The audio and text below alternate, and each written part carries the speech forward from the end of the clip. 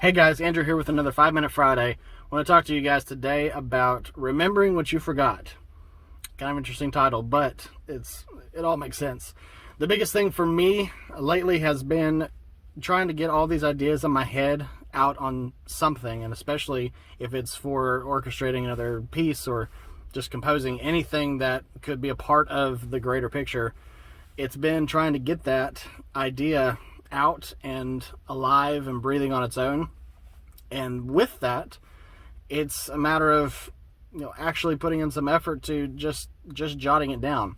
A lot of folks who do writing keep like a notepad with them and always have little jots and scribbles about, hey, this is something that I want to add to the next piece that I'm writing, or the next chapter to the book.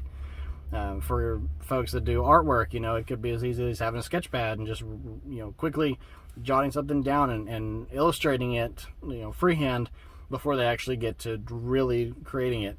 Same thing goes with music, I feel like. And while it does change a little bit, there's so many different avenues that you can take, and I want to share a few of them with you today that have helped me, because I know when it comes to composing, it is very difficult to get everything understood, especially when you're hearing it in your brain. You've got your own beats, you've got your own melodies happening, and one of the things that I have learned is the best for me to help get things out. I've got about 3 or 4 different ways to which to do that. Number one is to use your recorder on your phone. So just take out your phone. Most of us have a smartphone nowadays, and I bet you money that there is at least a voice recorder on there somewhere. Even if you have to, just hum, sing, whistle, whatever it is that's going on in your brain, just put it out, get it recorded, as an audio track, and that's it. And then you listen back to it, figure it out, and then at that point you can play it at some point, whether it's on an instrument or even on software. Another thing that has helped me has been to have an actual app on the phone, like a MIDI keyboard or some type of really basic instrument that all you got to do is just open it, play a couple notes, have it recorded in the app, and then just listen to that. I've done that several times with a few pieces where I just wanted to get the idea of the progression, how the chords were going to work, how the notes were going to sound, how it was going to play out. With that, then I could figure out, okay, this is the key that I'm in, here's what kind of time signature I got to use, and everything like that. It just all flows naturally, so that's great.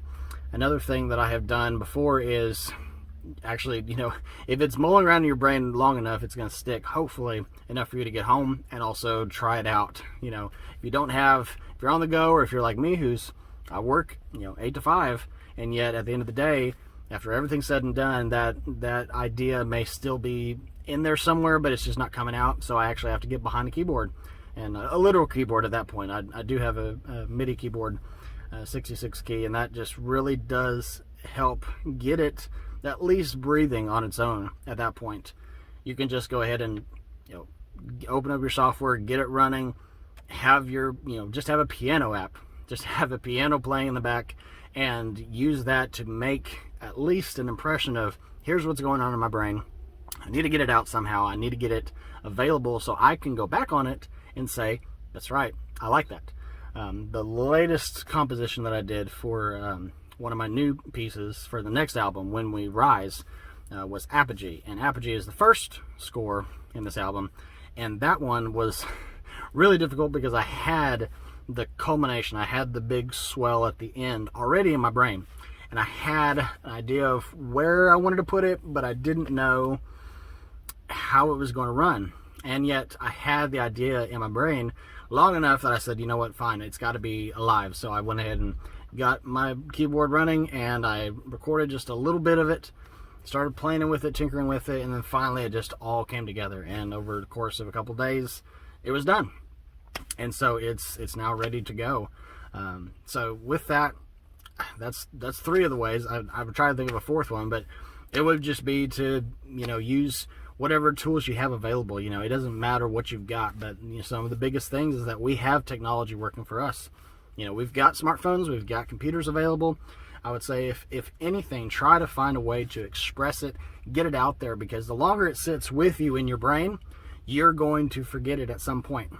That's true. Now, there may still be remnants of it, but in time, it could either dissolve and go away, or you can keep it up and have it available for next time. So anyway, that's my 5 minutes for you guys. Hope you have a great day. Take care.